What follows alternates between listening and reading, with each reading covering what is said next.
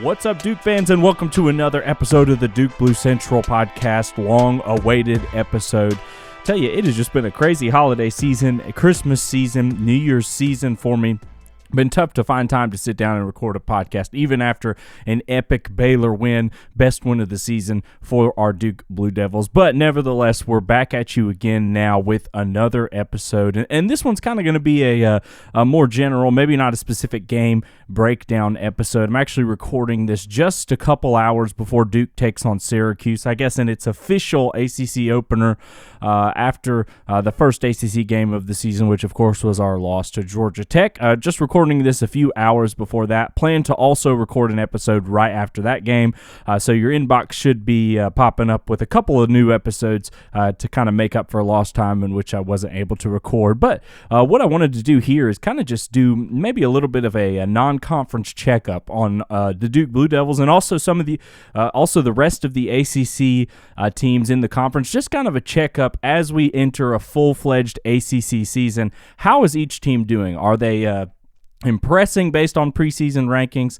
Are they disappointing? What do I think the standings are going to be? I just think this would be a good time to do that as we kind of enter the official start of the ACC season, just to break down where everybody is at this point in the year. So let's talk about Duke. After all, this is a Duke podcast. Let's talk about where we are. So obviously, we got 3 losses on the season thus far. I think had you told people that at the beginning of the year, there'd be mixed emotions about it, and I think most people would predict that we would have lost 3 of our really tough non-conference games, which would have been one of Arizona, Michigan State, Baylor, and Arkansas. And actually, only 2 of those losses came from those slate. So we went 2-2 in games I considered really tough non-conference games, and then dropped a horrible, horrible game to Georgia Tech, one in which Tyrese Proctor was injured within the first few minutes of play.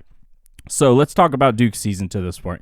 I think this Duke team already just right now feels like such a different team than they did early in the season. When you go back and watch highlights from that Arizona game, and it doesn't even feel like the same squad that's trotting out on the court that will be going out on the court to face the Syracuse Orange tonight. And I think obviously maybe the biggest part of that, the biggest factor of that is the injury to Tyrese Proctor. Tyrese Proctor, of course, got hurt in the Georgia Tech game, which I think cost us that game. I think if Proctor, at that point in the season is in that game, we win that game. He scores a lot of points for us every night, and I think his points would have been the difference against Georgia Tech, and we're probably looking at a Duke team with only 2 losses right now. However, and I tweeted this out, I think last week or so, we might look back on this Tyrese Proctor injury at the end of the year and really look at it at the turning point in the season, because since he's been out, the freshmen, in particular one Jared McCain, have really come alive and kind of come into their own skin at Duke. Jared McCain, I believe, over his last 5 games without Tyrese Proctor, has averaged over 18 points a game, with, I believe, shooting maybe around 40% from 3, which is exactly where we need him. His confidence has skyrocketed. He has not been this confident for any other games in the season since Proctor's been out. He's been getting more minutes, more time on the court, more time to gel with his teammates, and it has been nothing but positive things for Jared McCain. I think that could be maybe the most important person to develop on this team quickly is Jared McCain, as he fills a hole that Duke desperately needs to have this year, that of being a 3-point sniper and a guy that you can get the ball to, you can give him a bucket. He can get himself a bucket. He can create for his teammates. He's shown to be a great passer. He's shown to actually be a pretty decent rebounder of the ball, even at his size. Great at team rebounding. His defense, isn't, I guess, spectacular, but he isn't a liability out there on the court, even as much as some of the other older returners are. McCain has really come alive in the games that Proctor has gone down. So as a Duke fan and, as a Duke podcast host, I feel so about the way Duke has played thus far. Obviously, going into the year, I would have told you if we lose at Arkansas, it's no big deal. Arkansas is a great team, and their home court is just going to be buzzing. But how they started the year really hurt my opinion of that Arkansas team and my opinion of how Duke should have played during that game.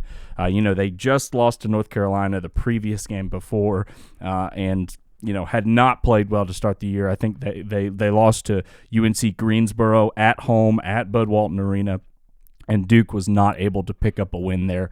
Now, Arkansas came out with their hair on fire, and I don't think have played a better game than when they played versus Duke at their home court. I just haven't seen them play anywhere near that good or near that style when they played Duke. So, of course, but Duke is used to that, and they have to expect that. You got to expect teams are going to get up to play, potentially, I think, the biggest program in college basketball, maybe the biggest program in all of college sports, any sport included. Teams are going to get up for that game and play differently, and Duke has to expect that. So no excuses there for losing that one. The Arizona loss means almost nothing to me. Arizona has proved to be an excellent top-tier Final Four contender-type team. A loss to them in your second game of the season, even at Cameron, means basically nothing to me. I think that's a great loss. It's a game where, I think we go up 2 with about 2 minutes left or something. Jeremy Roach hit a 3 off of an inbounds pass, and if we play defense on the next drive and get a stop, we probably win that game. We probably steal that game, even though we didn't really deserve to win. But unfortunately, Arizona was able to come up with an and one to take the lead back and didn't look there, iced the game with free throws from there. But that loss again, by the end of the year, that loss is going to feel so far away, and Arizona is such a great team, not worried about that at all. And, of course, that brings us to the other loss of the year, which is Georgia Tech.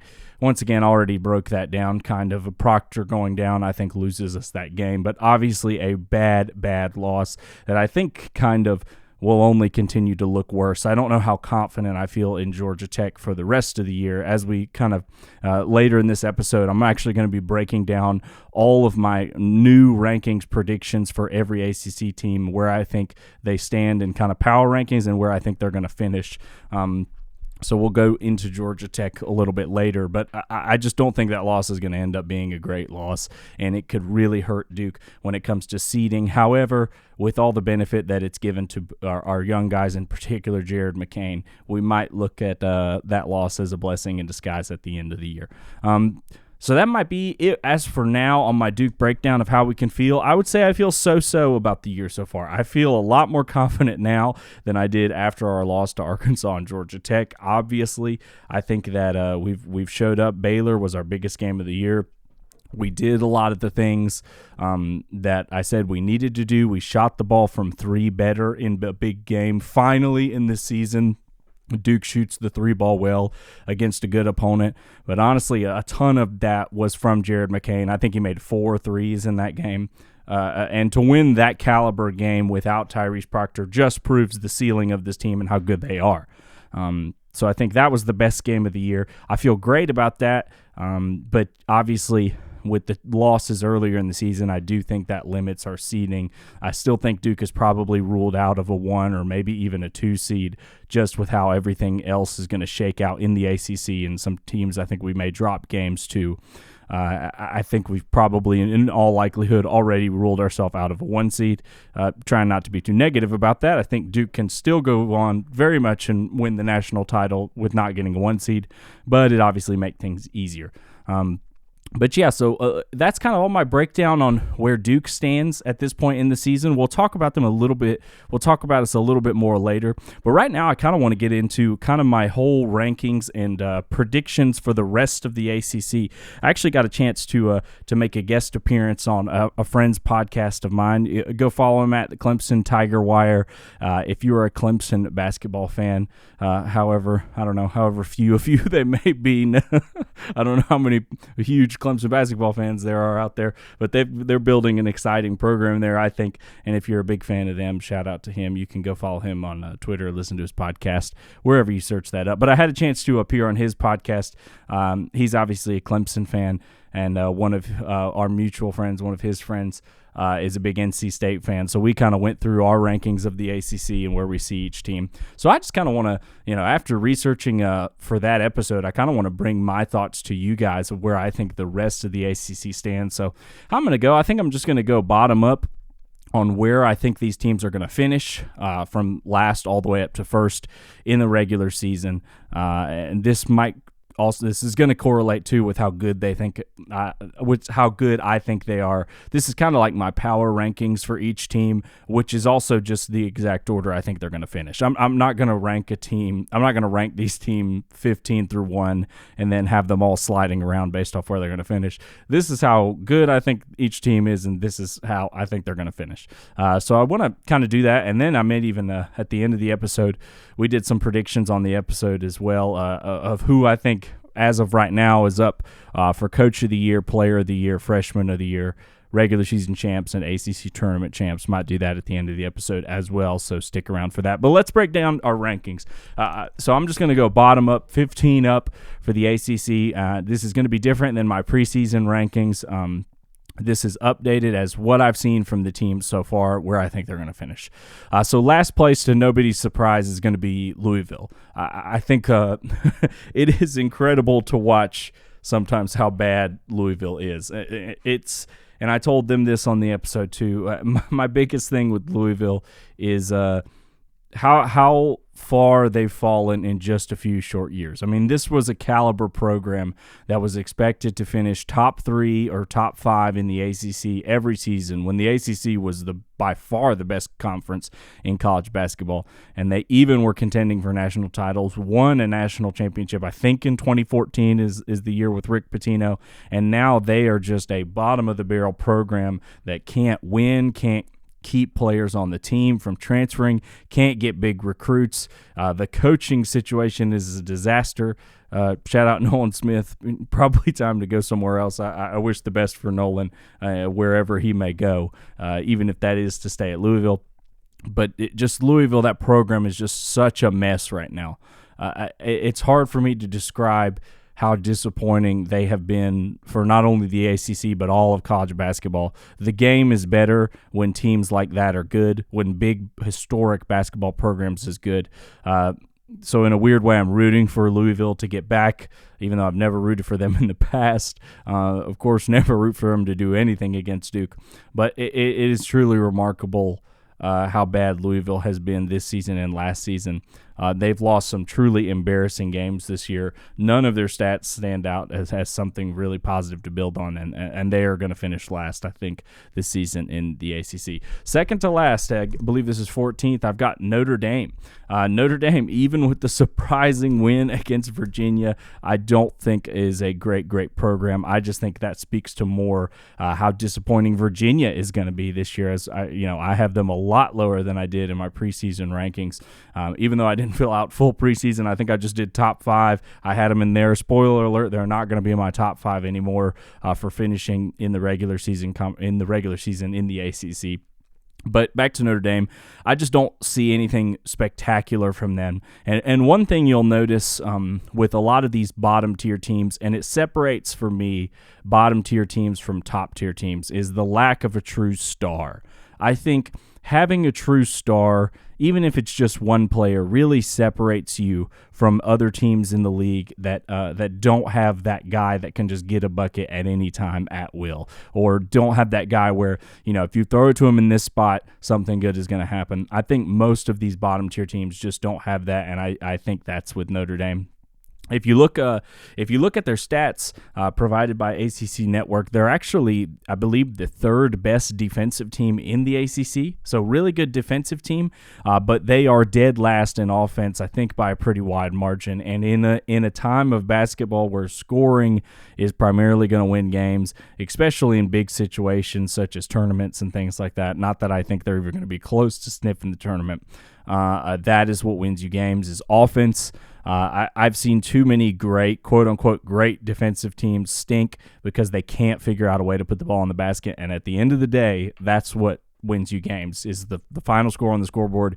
You got to score more than the other team, and I don't think Notre Dame's going to be able to do that at a consistent level. Next up, I've got Florida State. I think if you look at them statistically, They're a bottom-tier team on both offense and defense. They give up a ton of threes, and they're really bad at shooting free throws, which is a really bad combination for a team. They statistically don't impress me anywhere.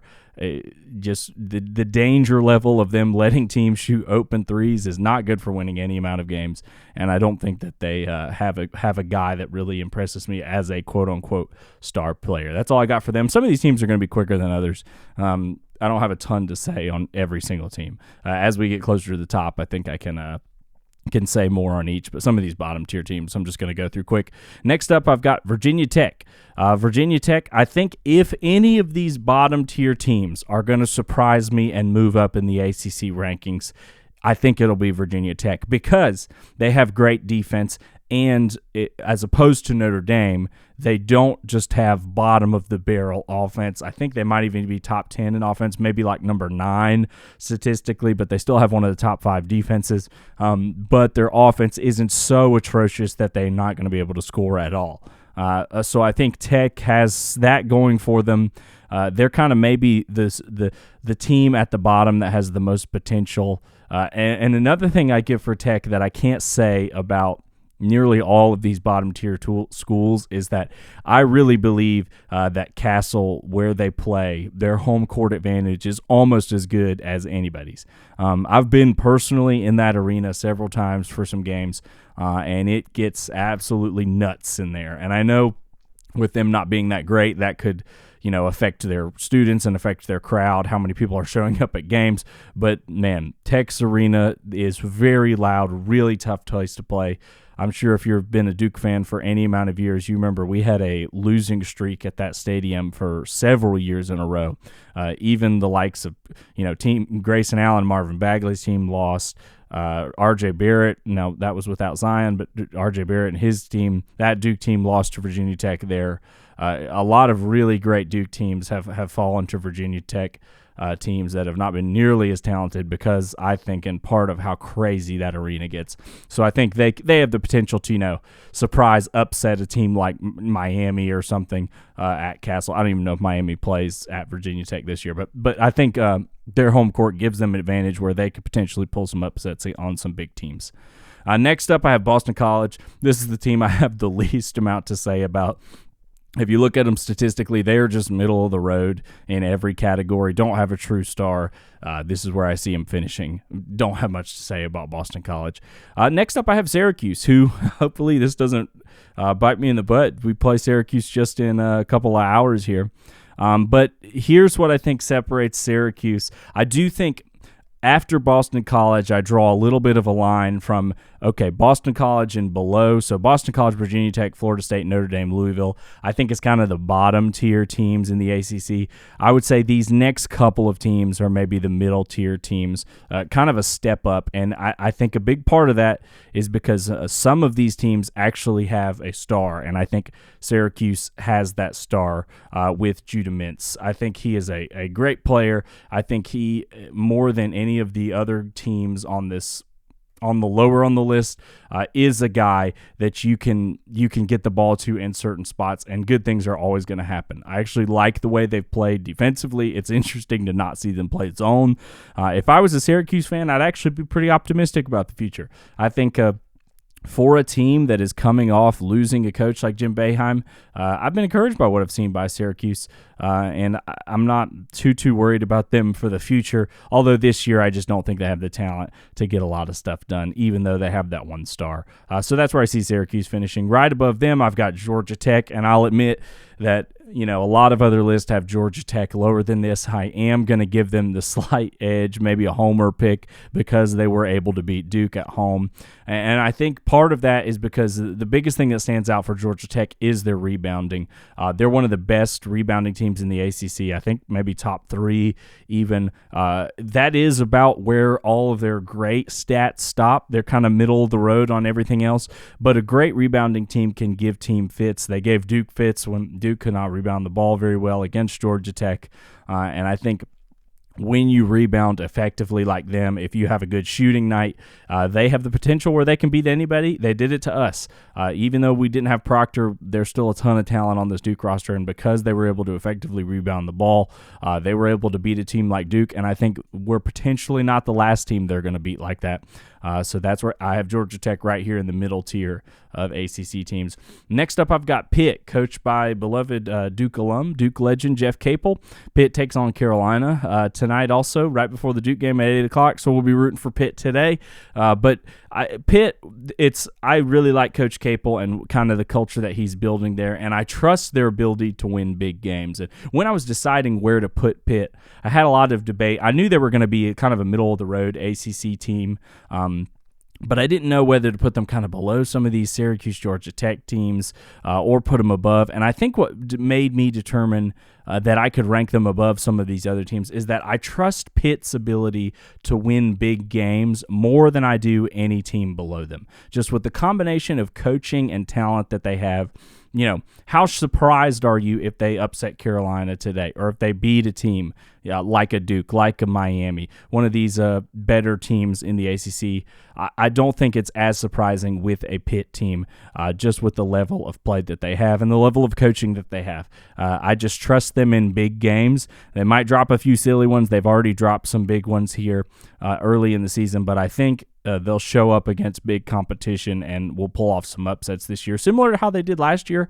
I don't think they'll be a good of a team last year as they or this year as they were last year. I think it's going to be tough for them to make the NCAA tournament, but with that coaching and with the certain level of talent they have, I do think they can show up and perform against top-tier ACC teams, and that's why I've got them there.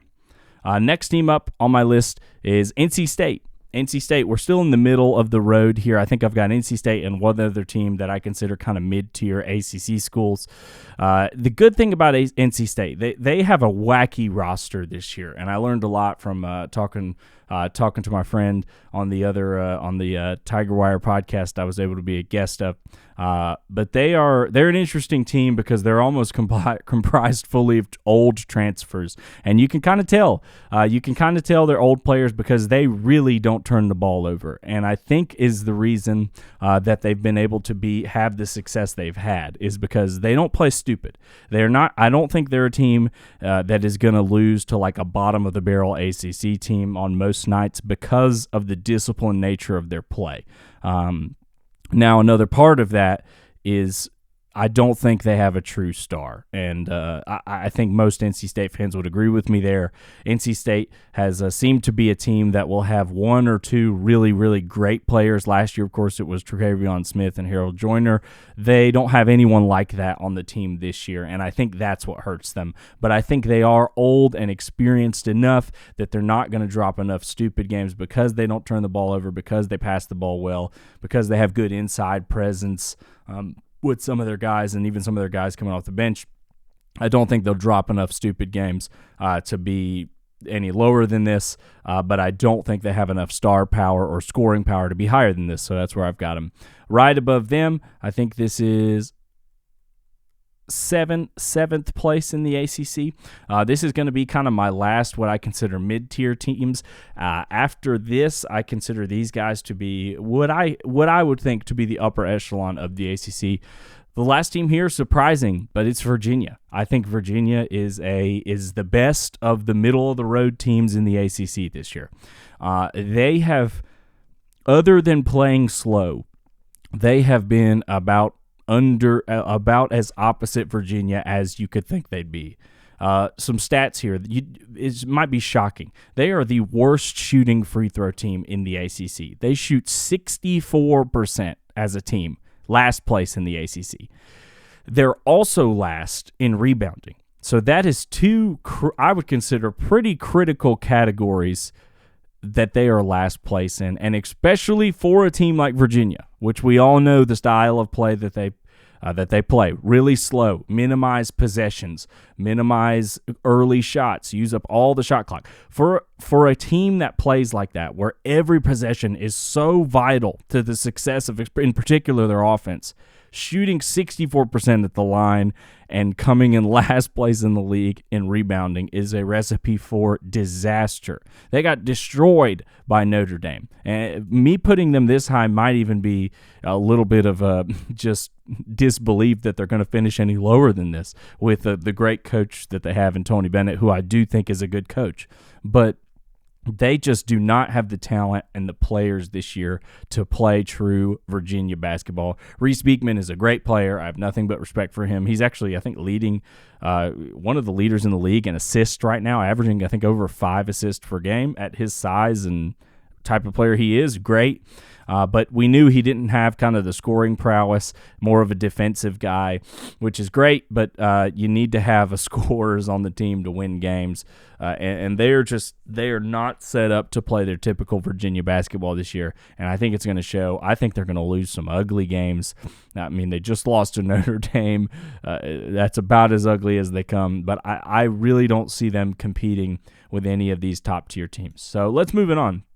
Top six teams in the ACC. I think these teams are all a level above, of course, the bottom of the barrel teams, and I think they're a level above kind of these mid-range teams. Let's start out with maybe my surprise, a team I've really liked watching this year, Wake Forest. I think Wake Forest is sneaky good this year.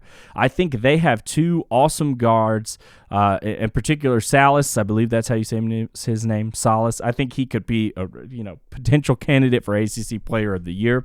I think he's a great guard who right now is shooting about 48%, which is crazy as a guard to be shooting that high this many games into the season. And I think there's no other team that can say this, but they have 2 players that are in the top 10 of ACC scoring, and it's both of their guards. I love watching teams with just 2 elite guards get after it. I think that's what Duke could turn into later in this year. Besides the fact that we also have Kyle Filipowski down low. But I think Wake Forest have 2 really awesome guards that shoot the ball well. They play fast, free, pass the ball well. Just a lethal team that could show up and beat anybody. I do think this is a tournament team. I do think this Wake Forest is a tournament team. I'll predict that now. And if I was filling out my bracket today, I would have them upsetting some people and maybe going far into the tournament. I love the way they play. I think they're the perfect March Madness upset team. They can shoot, they can run, they can score, and they're guard-led. I've loved watching Wake Forest this year. Next up, finishing 5th, I believe. Or no, that's 4th. Sorry, 4th.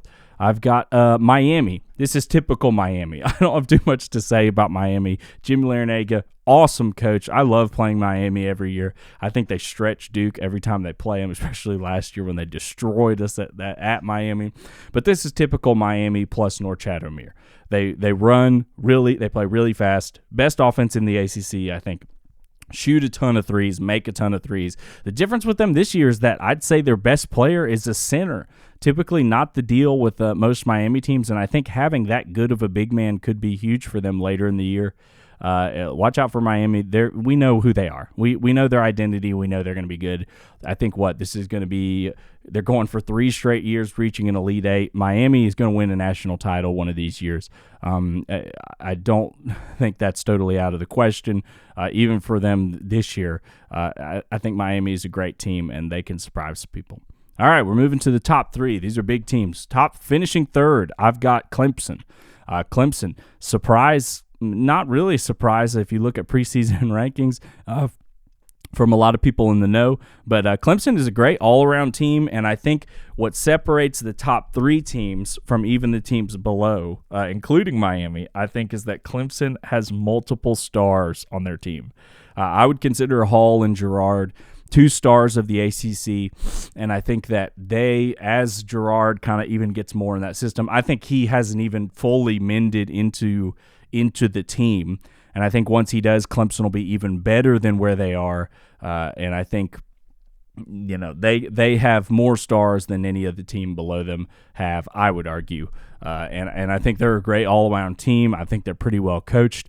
If I have a question about Clemson, it's that I don't know how the coaching staff will respond to coaching this style of team where you have, I think, 2 obviously best players.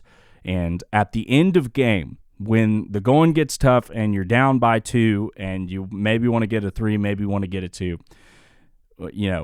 when Brad Burnell is calling that play, does he know? Does the coaching staff know? Or is the roster going to know, hey, Hall or Gerard need to be the one initiating this play? It drives me crazy watching some teams play that are not used to playing without stars, and it's like the final minutes of the game, and your freshman role player coming off the bench is the one bringing the ball up the court with 20 seconds to go. Clemson needs to know, and when the going gets tough, clutch situation, it's Hall or Gerard, and that's it. And, when you're a team like Duke and North Carolina and even Miami, they're used to having these star caliber players where everyone on the team knows, everyone in the stands know, everyone on the bench and the coaching staff knows, these are our guys. If we need a bucket, we're going to one of these 2 or 3 guys. Clemson is not used to having that level of star caliber player, and I don't know if that coaching staff is how they're going to handle that. Are they going to have the foresight and the wisdom perhaps to become one of these coaches or have this coaching mentality of get the ball to our stars and everybody else get out of the way? I just don't know if in big games they'll have the ability to do that right away. Now, I think in minor games, I don't see them dropping a lot of stupid games to really bottom-of-the-barrel teams just because of how good they are all around. But against top-tier talent, against your Dukes, against your North Carolinas, against your Miamis, against even Wake Forest, at the end of the game, when you're up 1 and you need a stopper or you need a point or anything, what's the coaching staff going to do with this roster?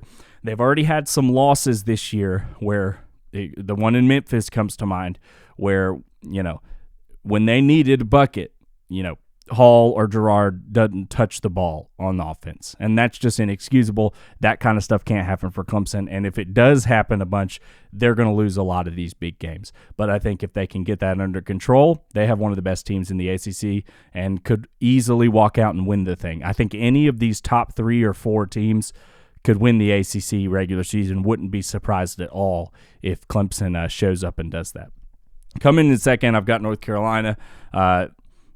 Always hard to say great things about North Carolina, being a big fan of Duke. But I actually think their transfers, for the most part, have worked out. I think Cormac Ryan is a great addition.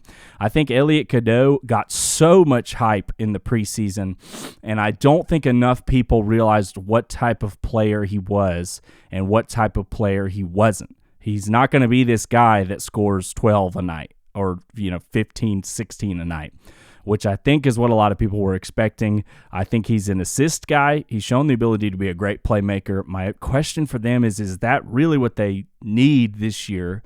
I know he pairs really well with RJ Davis, who's a guy who's been playing out of his mind to start the year. But because North Carolina is so bad defensively, I think they're going to need a lot of offense to overcome that.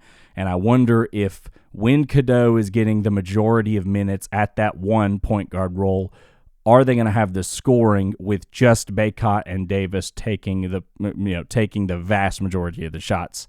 And of course, their depth is something that really concerns me. God forbid anything happens to Bacot or Davis. I think they're dead in the water if that happens. Let's say Davis has to miss 5 games. You could see him losing all 5 of those games. But other than that, I think they're a great team. I think North Carolina and Duke are back to being the top of the conference after a wacky last year. I think they're good. I think they're as good as anybody. I think they could, they are a team that could easily win the regular season and nobody would be too shocked. But I do think of these top 4 or 5 teams, they have the biggest glaring weakness. I just think they have the talent to overcome it if everybody can stay healthy. Their defense is that weakness, by the way. I think against teams with big guards like Duke, they're really going to struggle. Elliot Cadeau, I think, is about 5'10", 5'11", and so is RJ Davis. He's, I think, listed at 5'11". When you play Duke and you got to guard Tyrese Proctor, who's 6'5", and even Jeremy Roach, who's like 6'2", That's a lot of size to be able to handle, and I think that was their problem last year, is that they could score, but they just could not defend anybody. And they lost Leaky Black, who was known for his defense and his rebound and his athleticism. I don't think they replaced him this year, which, as good as some of their transfers have been and some of their young guys, don't think there's a Leaky Black out there that's just a great defender. So I think their defense has the potential to be worse than last year's defense, which I think is really going to hurt them when they play elite competition. But I don't think they're going to be as stupid as they were last year and drop all the crazy games that they did. I see them definitely as a tournament team and a team that could pull out the ACC if they can get timely defensive stops, everybody stays healthy, and their offense keeps clicking. That brings me to the top, and I had to put Duke here. As much as I have just said I think our season is kind of so-so to start the year, Duke is the most complete roster in the ACC. Proctor going down has helped the young guys, like I said, but there's just no denying Duke has by far the most talent on its team, and it should finish first in the ACC, and I am predicting here that they will win the ACC regular season, even though even saying that, I don't feel great about it, because Duke historically has never been great at winning the regular season in the ACC. But maybe John Shire is here to put an end to that, and we're going to win a lot of ACC regular season titles. I would say right now Duke's biggest weakness would either be one, foul trouble on stars, especially Flip has shown kind of a tendency to pick up some stupid fouls early in games or early in halves. I think that's obviously a huge weakness. And then I think, I've said this all year, but 3-point showing up in big games, 3-point shooting being a positive for Duke in big games instead of a negative is, I think, the big key to this team. Whether we shoot the ball well in big games is going to determine everything for this team. I think any of the games that we've lost, if you look at how we shot the ball from three, I think that's highly, highly indicative of our performance in that game. And unfortunately, most of Duke's big games this year, we've shot the ball poorly, even against Baylor, where we shot the ball from three percentage-wise pretty well. Most of that was Jared McCain. And that's okay. It can be mostly Jared McCain, but you just got to do that against more quality opponents. And getting into ACC season, we should see opportunities for Duke to improve on that stat. So I'm going to quickly wrap up with some predictions on Coach of the Year and all the end of the season awards. Coach of the Year, I'll keep this part pretty fast. I think it's going to be a surprise. I think Brad Burnell is going to win Coach of the Year for Clemson. I do think they'll win enough games, and they'll be kind of the story of the ACC this year. We know that the great coaches that are great every year never really win Coach of the Year. I think Clemson will be kind of the young, upcoming team that is going to impress a lot of people, maybe be better than their expectation, and I think Brad's going to get Coach of the Year. Player of the Year, as much as it pains me to say, this is how you know I'm unbiased. I know you won't like this. I think RJ Davis is going to win ACC Player of the Year. He's averaging 21 points per game right now, which leads the ACC. I think the ACC voters love voting on players for great programs like Duke and North Carolina and Miami, and I think RJ Davis, having the season he is right now, might be my favorite to win it from this point on. Now, most people would say Flip, maybe had this award locked up at the beginning of the ACC season. Not locked up, but he was definitely the favorite, and I think he is the best player in the ACC. Don't get me wrong. I'm not saying RJ Davis is better than even some of the guards on Duke. I think he's a great player. But I don't think he's better than Kyle Filipowski. I don't think Bacot is better than Filipowski. However, when it comes to winning Player of the Year, you want to have the stat padding and the ability to score at a high clip. And I just think facts are that Duke has too many mouths to feed on the offense, which is a good thing for our team. I want to stress that. This is a good thing for the team. But I think Duke has too many guys that are going to score 10-plus points a game. Carolina doesn't have that. I think it's primarily him and Bacot are the primary scorers, and I think he'll rack up enough points and assist numbers to get the nod for Player of the Year.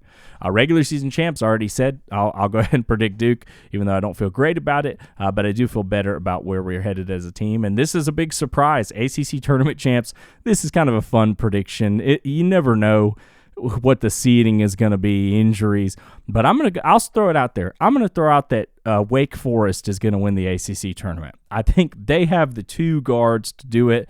I think they'll get hot at the end of the year, and we'll see one of those performances where they're shooting 50% from three the last 3 games of the year in the ACC tournament, and they walk home, win the ACC tournament, which sets Duke up to be maybe have some more motivation going into the NCAA tournament this year. All right, that is going to wrap it up, I think, for this episode. Thanks so much for tuning in. Episode 14, I believe, of Duke Blue Central.